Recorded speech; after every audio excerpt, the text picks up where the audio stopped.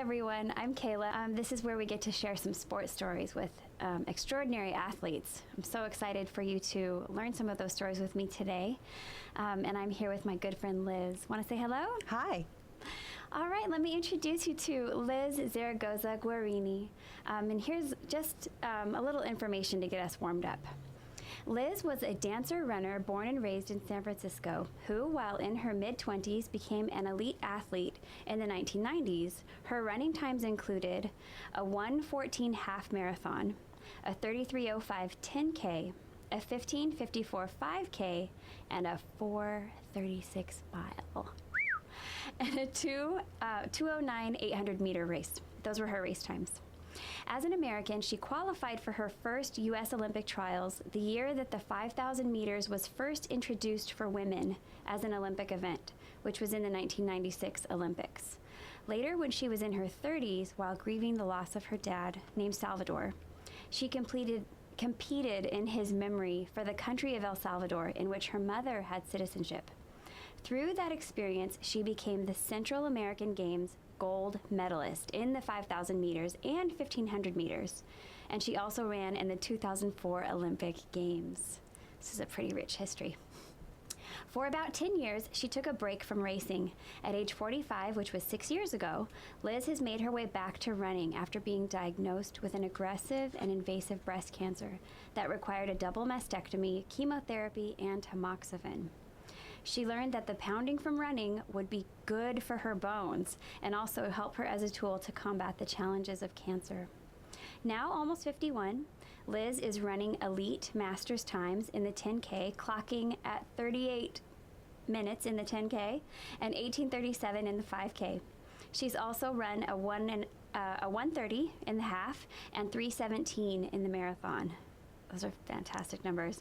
She runs to keep healthy from her cancer experience, to run with friends, and to do some bucket list races while she can. Welcome, Liz. We're so happy to have you here with us in our studio today. So if we can kick off our show with bringing us back to your earliest sport experience, can you just hit rewind for a minute to that early memory? Sure. My earliest memory. Mm-hmm. Okay. So if I go back in my early childhood, I remember my dad's company picnic, which included a race. And I must have been in kindergarten, right? And so I remember there was a race and you had to be at least in the first grade. Sheesh. Right? Right? Rules, right? Okay. So anyways, I remember I wanted to do it. It seemed exciting and fun. And so I jumped in and I ran really hard. I ran this long race, which would have been the longest segment I'd ever done in my life. And I came in dead last. Aww. Yeah, well, that would be the normal reaction, right? But I wasn't comparing myself to other people. I was just running. I was like, oh my goodness, I started this race. I finished this race. I crossed the line. I was so excited that I actually participated in this race. And it wasn't something where I put a number on myself or a limitation. So that was just enough to get me excited about it and wanting to do it again. That's really cool. Yeah, so because I think what was neat about that, I was just curious and I just wanted to jump in. And something happens later in life when you start comparing yourself to others. Oh, what a great kickoff. Tell us what happened next. Okay. Well, I wanted to keep running and I wanted to run in grammar school. I remember I went to a grammar school that was K through 8, but we didn't have running. So we had this thing called high jump. Okay, is that like a track event? It sounds like it, but high jump in San Francisco, when I was growing up, so this is the 1970s, was this game that you played with rubber bands tied together, and ideally you have a team of 3 people, 2 to hold, and then 1 to jump. And it required running skill and jumping skills and endurance, and I was really good at that. And so every day when the recess bell rang, we would all flock, we would race to the parking lot area of our school, and we would play this game. And I remember It was just a fun thing to do. And although it wasn't a competitive sport, it was a sport. Sure. And it kept me in shape, and it kind of paved a path for later. It does have competition and skill, because if you're not good at it, you have to hold the rope. You can't be the jumper. Yeah. And then you're just always comparing your own threshold. Like, what did you do before versus what you're doing now? I love it. So you were doing a high jump of this technical skill when you were in grammar school. So did you run in high school? So our school didn't have a running club or running team, but what I did was take classes at San Francisco City College. And I took classes in ballet and jazz and Afro-Haitian and tap, and I did that every night. Wow, cool. Yeah, and I did a jogging class also. So that was my first formal introduction to running as a possible sport. I see a theme here, though, that you were like the little guy. You were the kindergartner in the first graders race. You were the high school dancing with the college kids. All right, so let's go on this journey. Come on. Okay. Well, yeah, so I really enjoyed just learning about what was in my community and then just jumping in things. So did you continue running after high school? So in high school, or after high school, I went to San Francisco City College, or not San Francisco City College, I went to San Francisco State University, which was close to San Francisco City College, and there I enrolled in a jogging class. Okay.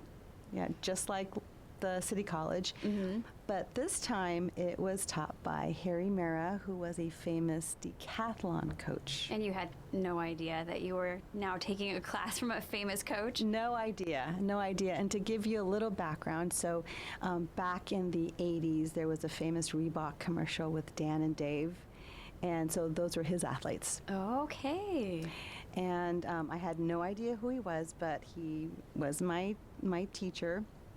And I remember his very first class, he had us run a time trial 1 mile race. Sure. Baseline measures. Right. And so my baseline measure was an all-out mile where I'm gasping and dry heaving and I'm just out of breath. And I gave it my all, and I ran a 7:30 mile for that first time trial. And then what happened was, by the end of that semester, I ran 5:05. Wow. So I chopped off more than 2 minutes in my time trial. And so Harry said, come out for the track team. That's great. You were auditioning for a pro and you didn't even know. I had no idea. And he was just so great and nurturing. And lo and behold, that was a year that was an Olympic year. So that was a 1988 Seoul Olympic year. Okay. And at San Francisco State, we had all kinds of people training for the Olympics, like people inside of that track team and people outside of the track team. It's just, that track is a beautiful track lined with eucalyptus trees, and you have a view of the lake, and then there's the ocean. It's just a gorgeous, gorgeous environment and accepting of all these athletes. And one group of athletes that came to run with us was the Army track team. Okay. And they were all training for that Olympics. And Harry was very accommodating, and these people became my friends. And one of my friends, so this is kind of a key moment in my life, Brian Appel was a steeplechaser for that team. Okay. And he was married to Olga Appel. And Olga and I had both had our first track season that year. We were both brand new. We were both kind of fit from other things. And we were running similar times, and we became friends, and we hung out. And because they were in the military, they got stationed in Germany right after that. Okay. So I lost track of them for a while. Okay. And the reason why that's important is because Olga goes on to do some pretty amazing things later on. Okay, so you lost track of them, and then? Well, then what happened is they went to Germany. She did some amazing things, which I had no idea about. I wasn't keeping track. I had no idea. I was in grad school at UCLA. I kept running there with a post-collegiate running group. I got to the end of my master's program, and then I kind of hit a crossroads and like, what do I do next? Do I go back to school? Do I work? Do I run? At that point, I was running some pretty good times in cross country. I was increasing my skills in track. I had this feeling of there's so much more in there. What do I do next? I really wanted to, see what I could do. Mm-hmm. And so one morning, like right around that time, I opened up the newspaper, and in the newspaper was the World Championships 10,000 meter results. Uh-huh. And in that list was Olga Appel's name.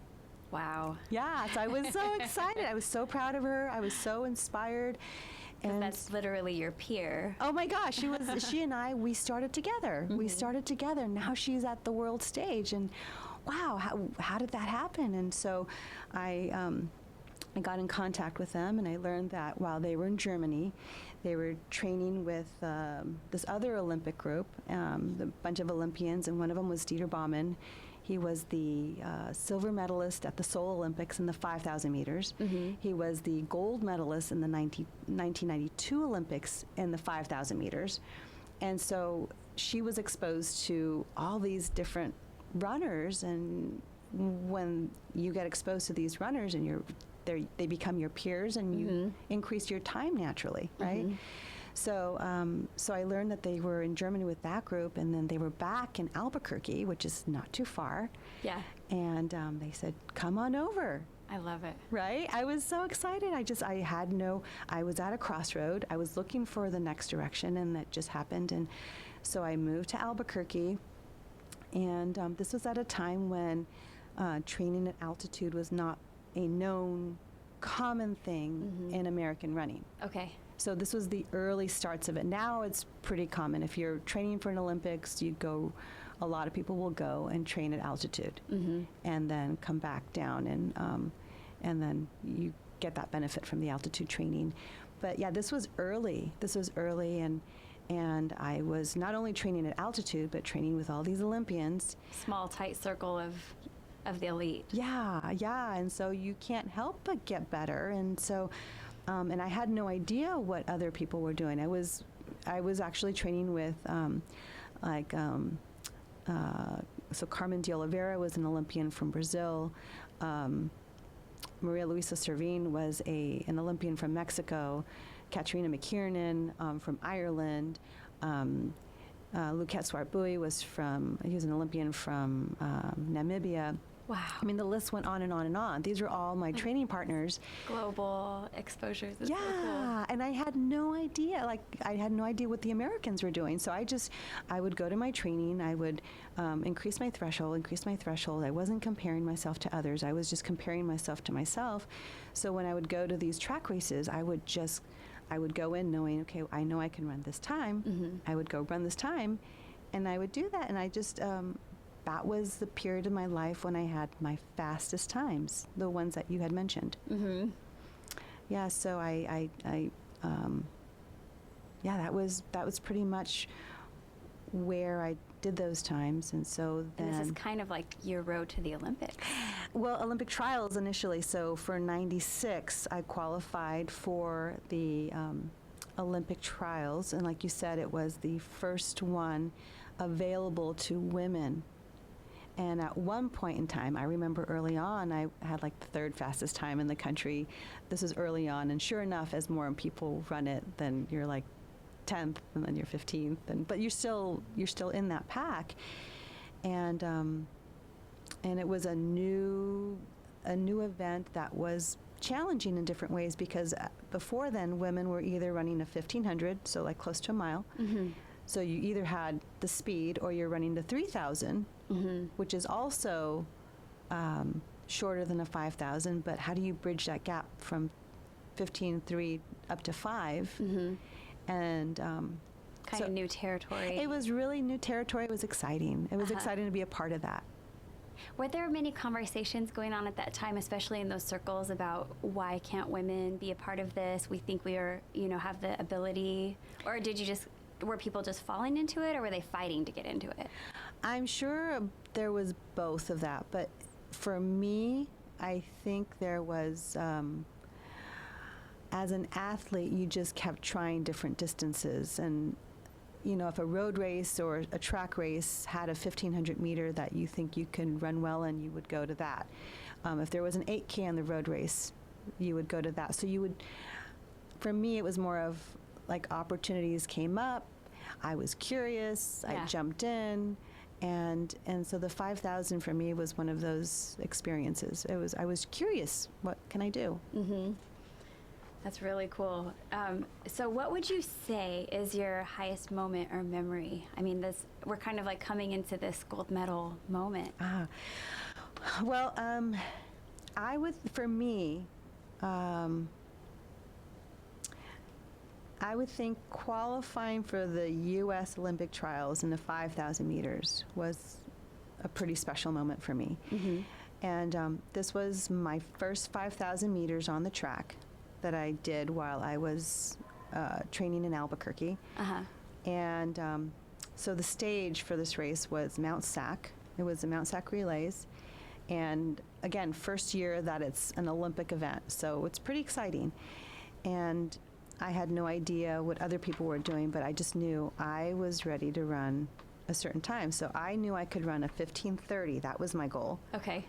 And I was chasing that time, so I ended up being up in the front of the pack.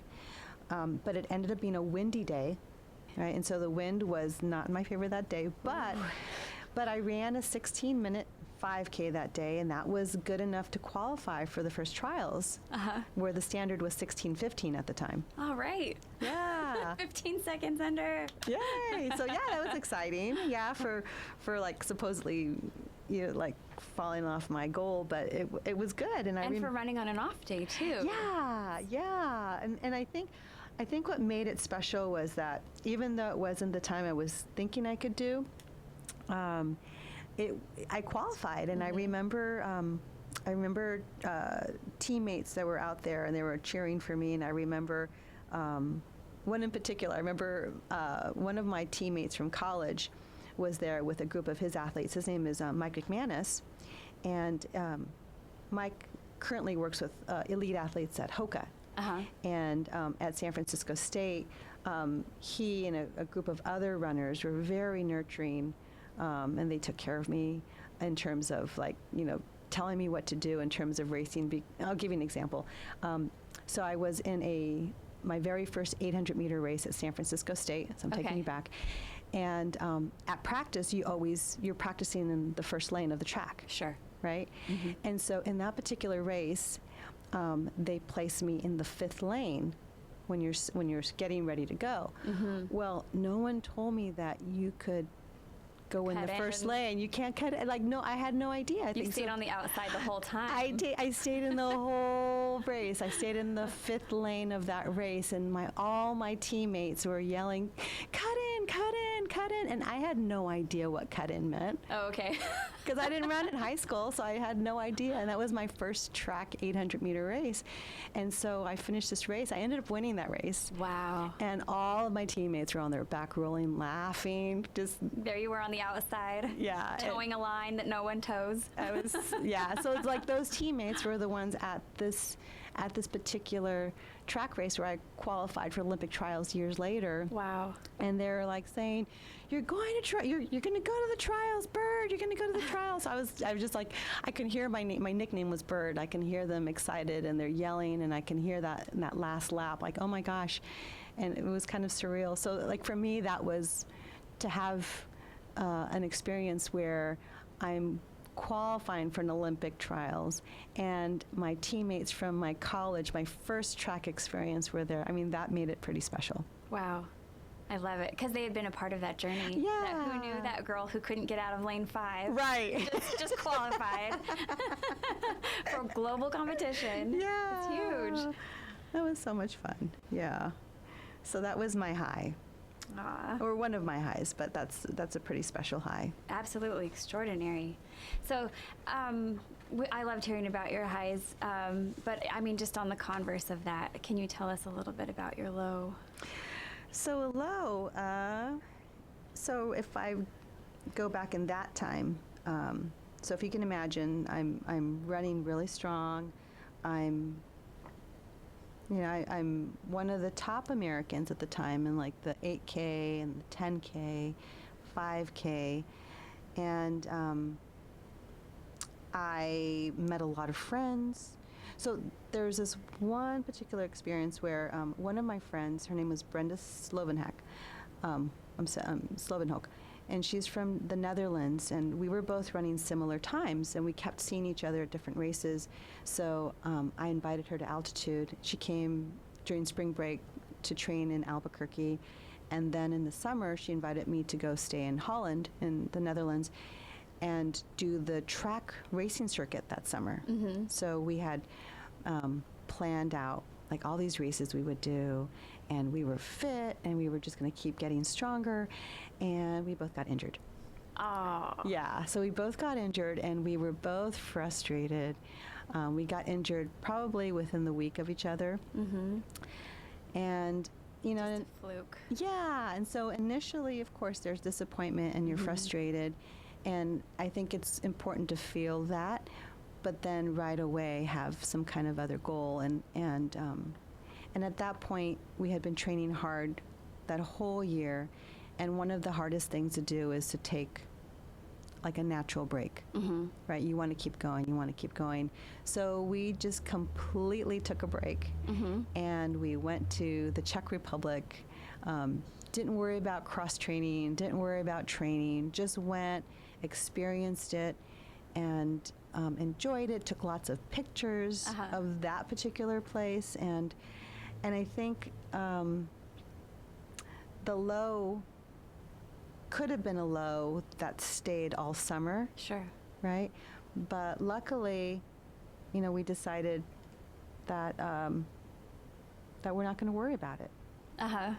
Yeah, so that's You just changed your frame of mind. Yeah, and I think that's important because it happens to athletes throughout their careers. It's almost inevitable. Like you might get injured either from overtraining or, fluke things. I've had all kinds of fluke injuries, like stepping in a pothole, stepping on a rock, tripping on a curb, not seeing something in the dark, or getting hit by a drunk driver, and then you're out for a while. And I mean, just all kind. You just never know where the path is going to go, and so if you can,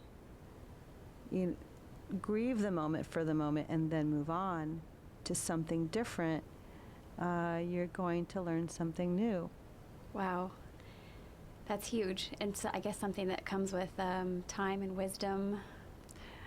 To say, okay, how do you process this? I think especially you hit on it too, is that you were living in a particular rhythm and like making all of these plans and readjusted. You adapted. Yeah, because you do. You have these plans, and sometimes they work out and sometimes they don't.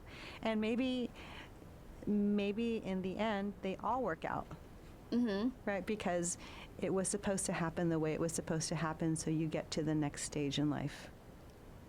So you had a trust. You developed it. Maybe you didn't have it at that time, but you've obviously developed a trust. Yeah. So in terms of the running, and some of those breaks, like for me, like an important break that happened was I was injured. Coming back, I ended up moving back to San Francisco, and I decided, well, I'm going to go back to grad school, do another degree, and I met my husband there. So, I mean, I can't even imagine if that didn't happen, I wouldn't have met my husband, who we're celebrating 20 years of marriage next year. Aw, congratulations. Yeah, thanks. So a completely other part of this journey. Yeah. And he's been supportive of your sport endeavors, whether they were, like you say, more casual or more competitive. Yeah. And then of course, then the things that happened later in life, like my son who's in the picture, and I can't even imagine my life without these natural breaks that happen, these, because they're not really, sometimes it takes an injury to kind of go in a different direction, or go in the same direction, and then along the way you meet people and you experience things, and just all happens the way it's supposed to happen. So there is a point in your journey where you step away, I guess, from being a competitive runner. You are focused more on your motherhood and the development of your sweet boy, who at some point will truly appreciate all that, right? But how have you come back to a competitive space? Well, what happened, so when I was pregnant with my son, I was on bed rest from about 20 weeks on, and I had, when I finally got pregnant, I'll go back a little bit. When I finally got pregnant, I was like, okay, I was actually done with my running chapter. Okay. That was a natural place to end that chapter and finally get into the next chapter that I really was looking forward to, which was motherhood. And for me, it didn't happen naturally, or it happened naturally, but it didn't happen easily. It happened, it took 4 years to finally conceive and have this child, and now I'm on bed rest. So I remember at that point thinking, okay, I'm this kid's vessel. I already had everything I ever wanted to do for myself, and now I need to be this person's vessel and help him. At that point I knew who he was going to be, a he, and help him achieve what he's going to achieve in his life. And so I was just really open to whatever direction that was going to take me in. Sure. But and for those who don't know, 20 weeks is only halfway through. Oh, yeah. That's a lot of bed rest. A lot of reading, a lot of good things, and a lot of things happen there. But yeah, so, but that's a whole other chapter of stories. But going back to what brought me back, in 2013, I was diagnosed with an invasive and aggressive breast cancer. So I had to have a double mastectomy, go through chemotherapy, and be on tamoxifen. And but I was happy in the sense that I got to live. Because when you get that call from the doctor and you're told that you have an invasive and aggressive cancer, I remember I couldn't sleep for three full days. This was a Friday. I didn't sleep at all Friday, Saturday, Sunday until my Monday appointment.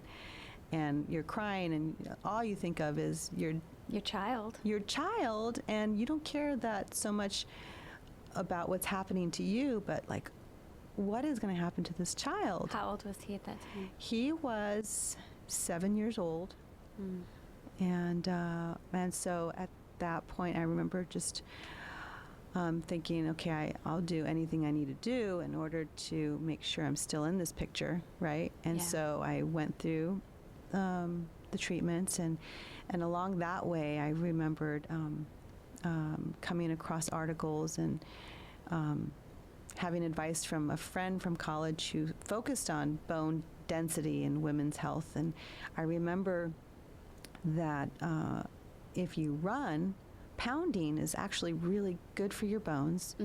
And so any of the effects I was going to experience from chemotherapy would I would have a huge benefit if I went back to running, because I would be pounding and creating more red blood cells in my bones, in my bone marrow, and strengthening everything. And so I,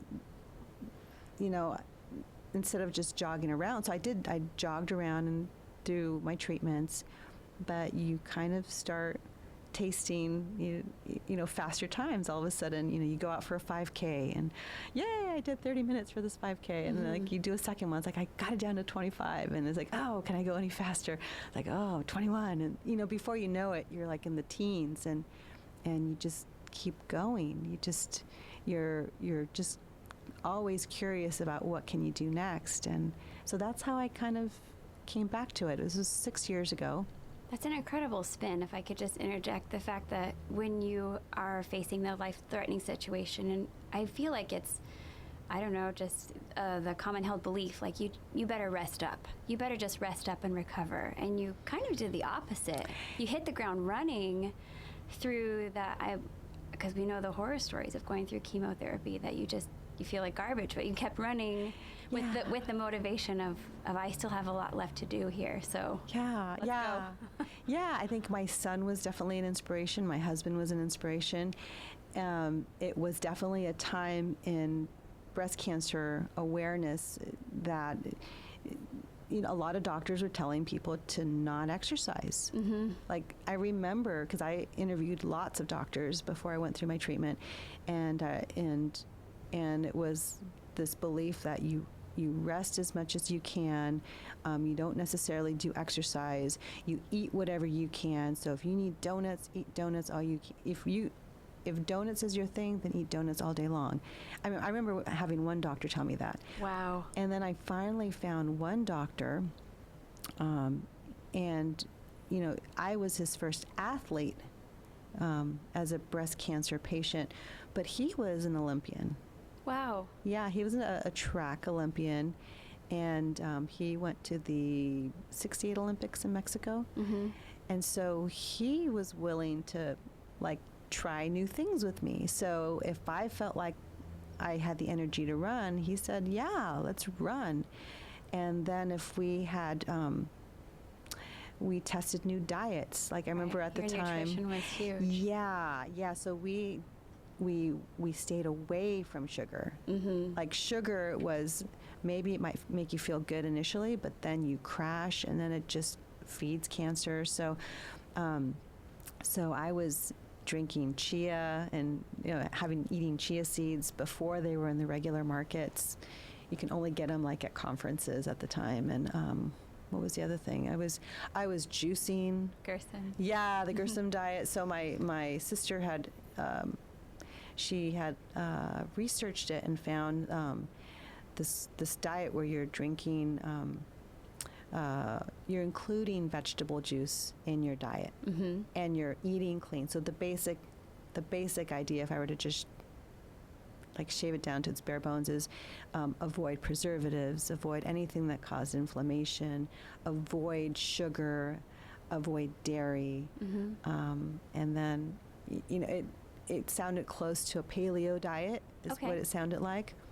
But also letting yourself splurge, here and there. So if you go to a birthday party and there's a birthday cake, you're going to eat the birthday cake, because as long as it's not part of your full diet, then it was okay. But yeah, it was being open to these new things, and the diet was important, the running was important, and it helped me get through the chemo.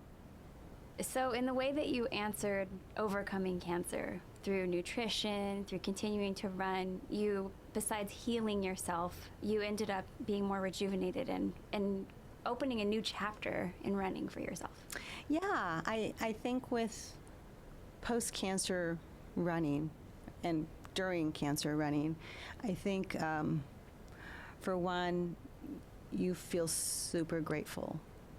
Because, if I compare that feeling, I remember the very first feeling of putting on a pair of shoes and going out for that first run, especially like right after the mastectomy.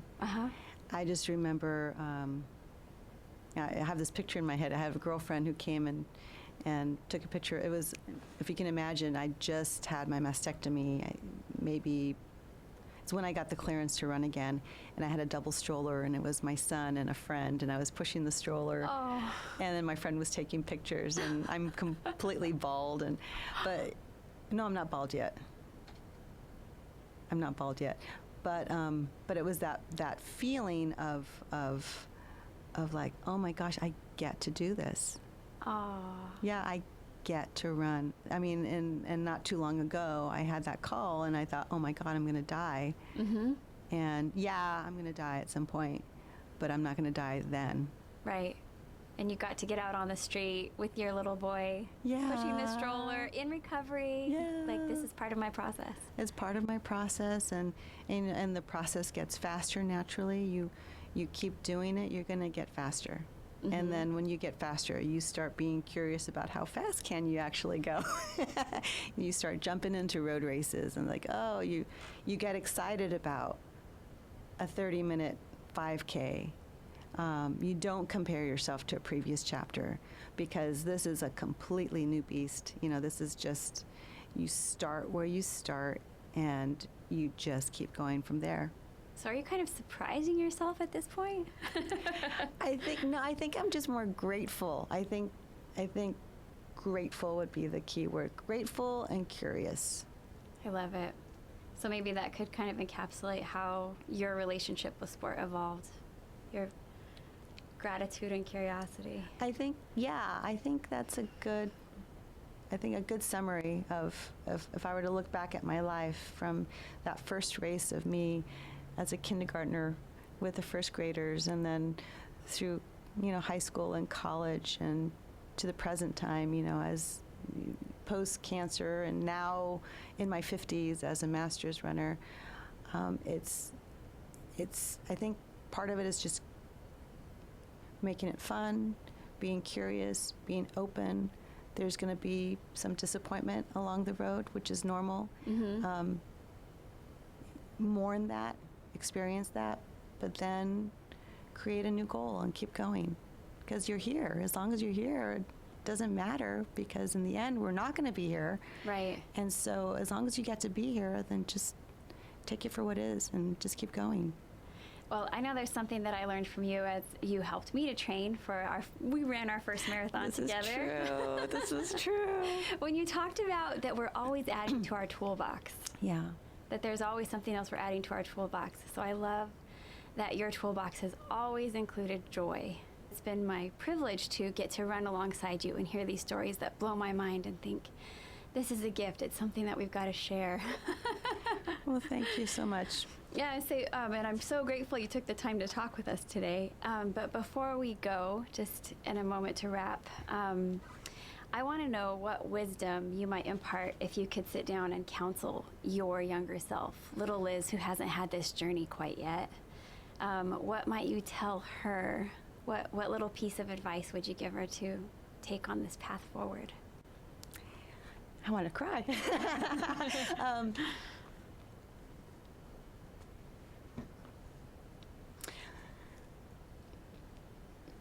Well, I think keeping it joyful, because there will be moments of frustration and setbacks, and in the end, I would tell her to keep going. Just keep going, like she has been doing. You never know what's going to be up ahead of you, but just trust the process. Even when you think you're taking a few steps back, it's always for a reason. You don't know what that reason is when you're in the trenches, but at some point it will be revealed to you. It could be a day later, it could be an hour later, it could be a month, a year, a decade. You just don't know. Just know that it all is supposed to happen the way it happens, and then while you're doing it, document it, record it, take pictures. Mm-hmm. Because, back then I had all these awesome experiences, like say in Albuquerque, and I have maybe 5 pictures of that entire journey. Wow. And, I look at me now, like post-cancer, I'm taking pictures and selfies everywhere. Yeah. So I would tell little Liz to enjoy it like she has been, and she has been enjoying it.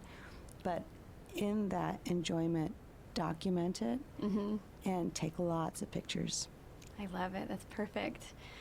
Oh, thank you so much, Liz Zaragoza Guerrini, for joining us on our very first podcast. What an honor. Thank you so much. And we'll close it out. Till next time.